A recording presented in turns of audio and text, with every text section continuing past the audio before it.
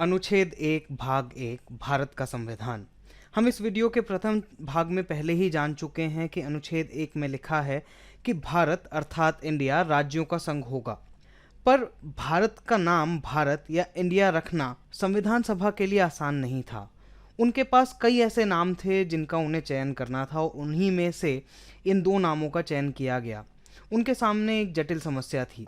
उनके सामने कई नाम थे जैसे हिंद, भारतवर्ष, इंडिया, हिंदुस्तान, भारत और भी कई ऐसे नाम जो आमतौर पर नागरिक लेते रहते थे। उनमें से इन 5 नामों का चयन किया गया और बहुत गहन बहस हुई, जिसमें से इंडिया और भारत का ही चयन किया गया। उसका कारण यह था कि हिंद एक ऐसा नाम था जो किसी एक खास समुदाय जैसे कि हिंदू शब्द से बहुत मेल खाता था और इसी प्रकार से हिंदुस्तान भी उसी शब्द में से एक था। तो संविधान सभा में बैठे लोगों का यह मानना था कि हम अपने देश का नाम कोई ऐसा नाम नहीं रखेंगे जो किसी विशेष समुदाय से मेल खाता हो या किसी एक विशेष समुदाय के बारे में बताता हो। ऐसे में इन दो नामों को उस सूची से हटा दिया गया। इसी प्रकार भारतवर्ष भी कुछ ऐसा ही नाम था जो सुनने में थोड़ा बड़ा था। अंत में उन्होंने इंडिया और भारत का चयन किया। वह इसलिए क्योंकि भारत भारतीय नागरिकों के अंदर बहुत प्रचलित था और इसी प्रकार इंडिया अंतर्राष्ट्रीय भूमि पर और देशों में बहुत प्रचलित था। तो अंत में वह इन दो नामों के साथ अपने आप को जोड़ सके। दूसरी चीज जो अनुच्छेद का खंड 1 कहता है वह यह है कि भारत अर्थात इंडिया राज्यों का संघ होगा। अर्थात यह उसकी राजनीति के बारे में बताता है कि वह कई सारे राज्य होंगे और उनका एक संघ बनेगा। और वह इसलिए था क्योंकि जब भारत आज़ाद हुआ उस समय भारत के अंदर बहुत सारी रियासतें थीं और उनको जोड़ना था। अब उनको जोड़ने का काम आसान नहीं था और इसमें बहुत सारी पेचीदगियां थीं कि वह राज्य किस प्रकार से एक भारत नाम के अंदर आके जुड़ेंगे और वो किस तरीके से उनका समन्वय होगा। ऐसे में संविधान सभा में बैठे हुए लोग बहुत अच्छे से समझते थे कि इनको किस शब्द के साथ जोड़ा जाए कि उसमें एक अच्छा मतलब बन सके।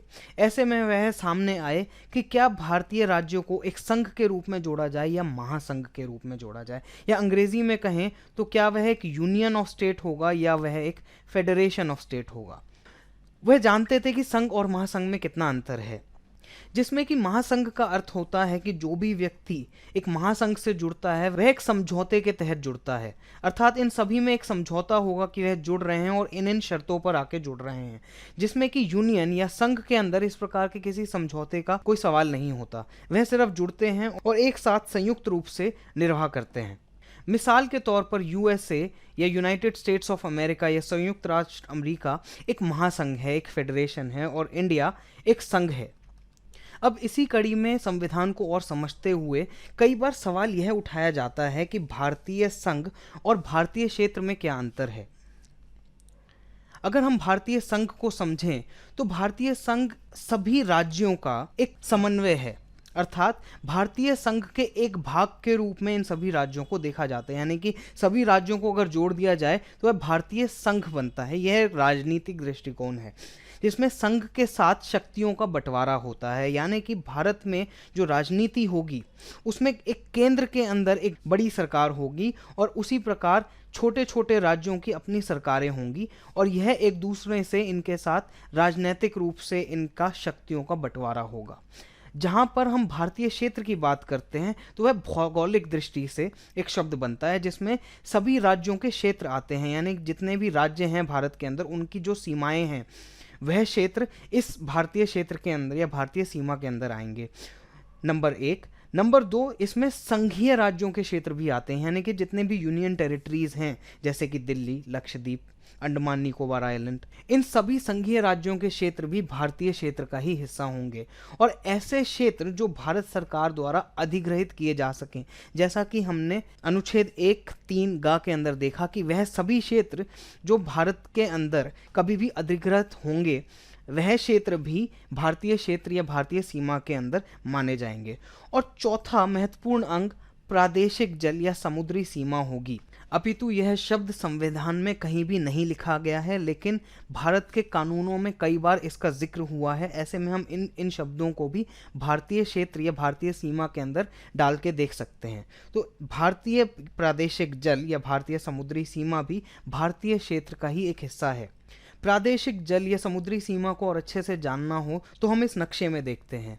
यहाँ पीला हिस्सा या पीला भूभाग जो है यह भारत का मुख्य भूभाग है या मेनलैंड इंडिया कहलाता है, जिसके अंदर की ये ब्राउन एरिया, जिसके बाएं हिस्से में अरब सागर या अरेबियन सी है और जिसके दाएं हिस्से के अंदर बे ऑफ बंगाल या बंगाल की खाड़ी है। इधर जो हम भूरे हिस्से के अंदर देख रहे हैं यहाँ पर, यह भारतीय सीमा का विशिष्ट आर्थिक क्षेत्र या एक्सक्लूसिव इकोनॉमिक जोन है। और साथ ही साथ जो यह हिस्सा है ये अंडमान निकोबार द्वीप समूह के अंदर के आसपास का जो पानी का क्षेत्र है या समुद्री क्षेत्र है, यह भी भारतीय विशिष्ट आर्थिक क्षेत्र का ही एक हिस्सा है।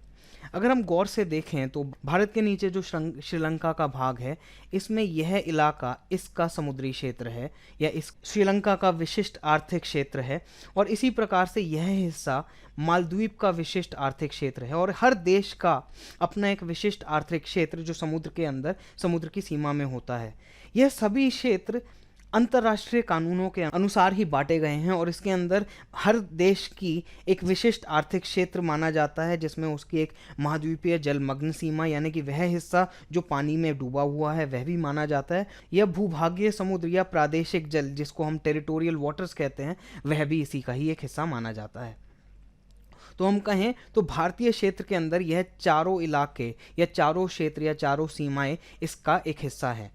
तो दूसरे शब्दों में अगर हम कहें तो भारतीय संघ भारतीय क्षेत्र से छोटा है या भारतीय क्षेत्र बहुत बड़ा एक भौगोलिक क्षेत्र है और भारतीय संघ मात्र एक राजनीतिक दृष्टिकोण से शब्द बनता हुआ दिखाई देता है। अगर अब अनुच्छेद 1(3) गा को अगर हम समझें तो वहाँ वह कहते हैं कि ऐसे अन्य राज्य क्षेत्र जो अर्जित किए जाएं वह भारतीय क्षेत्र के अंदर समाविष्ट होंगे, परंतु वह यह नहीं बताता कि इन क्षेत्रों को अर्जित कैसे किया जाएगा या उन क्षेत्रों को अधिग्रहण उनका कैसे होगा। इसमें विदेशी क्षेत्रों का अधिग्रहण समझने के लिए हमें अंतर्राष्ट्रीय कानूनों द्वारा शासित अधिग्रहण की नीतियों को समझना पड़ेगा। उसके अनुसार अगर किसी भी देश को कोई नया इलाका या कोई नया क्षेत्र अपने इलाके में या अपने देश के क्षेत्र के अंदर समाविष्ट करना है या उसको इंक्लूड करना है, तो ऐसे में उन्होंने कुछ नियम दिए हैं। उसमें सबसे पहले वह कहते हैं कि भौगोलिक अभिवृद्धि होनी चाहिए या जोग्राफिकल रूप से उसके अंदर इंक्रीज होना चाहिए। जैसे कि अगर कोई इलाके से पानी का हट जाना या किसी वॉल्केनिक इरप्शन या किसी ज्वालामुखी के फट जाने के कारण अगर कोई नई सीमा बनकर आती है, कोई नया क्षेत्र बनता है, तो वह उस देश का एक अधिग्रहित क्षेत्र माना जाएगा। इसी प्रकार क्रय या खरीद के द्वारा भी एक देश अपने सीमा को बढ़ा सकता है। मिसाल के तौर पर अगर मान लिया जाए कि यह भारत का नक्शा है और मान लीजिए कि एक कंट्री ए है और एक दूसरी कंट्री है, एक दूसरा देश बी है और कंट्री बी कंट्री ए के अधीन है, तो ऐसे में हम देखते हैं कि अगर भारत और यह कंट्री ए चाहें तो यह एक दूसरे से इस कंट्री को खरीद सकते हैं। यानी कि भारत अगर कंट्री ए से कहता है कि कंट्री ए क्या तुम मुझे यह देश बी या यह खंड बा बेचोगे, और अगर खंड ए मान जाता है तो वह इस कंट्री बी को भारत का एक हिस्सा बना सकता है एक रकम के देने के बाद। दूसरा तरीका है संधि, जिसमें कि एक देश दूसरे देश से किसी प्रकार की संधि या ट्रीटी करे और उसमें इस भूखंड को पहले देश को दे दिया जाए।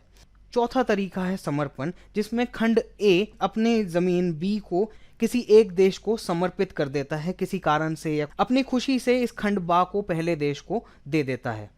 और पांचवा तरीका है कब्जा, अर्थात अगर कोई कंट्री बी या कोई देश बी का कोई ज़मीनी हिस्सा है जो एक देश उस पर कब्जा करे बैठे है या वो बहुत समय से या बहुत पुराने रूप से उसमें वह लोग रहते हैं, तो माना जाएगा कि वह उसके ही कब्जा या उसके ही अधिकार क्षेत्र का हिस्सा है। ऐसे में भी विदेशी कानूनों का यह कहना है कि वह इलाका आपका ही माना जाएगा और इस पर दूसरा कोई व्यक्ति अगर क्लेम करता है या उस पर अपना कोई अधिकार रखता है तो वह निरस्त कर दिया जाएगा। एक और तरीका कभी पहले माना जाता था जिसको हम विजय या कॉन्क्वेस्ट के रूप में देखते थे, पर आज के समय में अंतर्राष्ट्रीय कानूनों के अनुसार विजय या कॉन्क्वेस्ट को एक ऐसा क्षेत्र नहीं माना जाता है जिसमें कि आप एक क्षेत्र दूसरे क्षेत्र को दिया जाए। यानी कि अगर भारत अगर किसी दूसरे क्षेत्र के ऊपर अगर युद्ध छेड़ देता है और तब उसको अंदर ले ले, तो यह अब अंतर्राष्ट्रीय कानूनों में उतना सुदृढ़ रूप से उसको मान्यता नहीं मिलती है। अब यह सब समझने के बाद अगर वापस से हम अनुच्छेद 1(3) गा को समझे, जिसमें वो कहता है ऐसे अन्य राज्य क्षेत्र जो अर्जित किए जाएं, अर्थात अगर अर्जन किया गया तो वह उस भारत के राज्य क्षेत्र का एक हिस्सा माना जाएंगे। अब अगर यह समझें कि इस अर्जन के बाद इन राज्यों का होगा क्या, तो विदेशी क्षेत्रों का अधिग्रहण करने के बाद क्या कार्यवाही की जाएगी, इसको समझते हैं। नंबर 1, या तो संघ में स्वीकार किया जाएगा, अर्थात अगर कोई ऐसा क्षेत्र जिसको अधिग्रहित किया जाता है उसको भारतीय संघ में स्वीकार कर लिया जाए। एक यह इनके पास एक ऑप्शन या एक ऐसा विकल्प बचता है।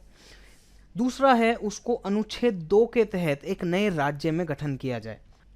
मिसाल के तौर पर सिक्किम एक नया राज्य क्षेत्र बनाया गया था।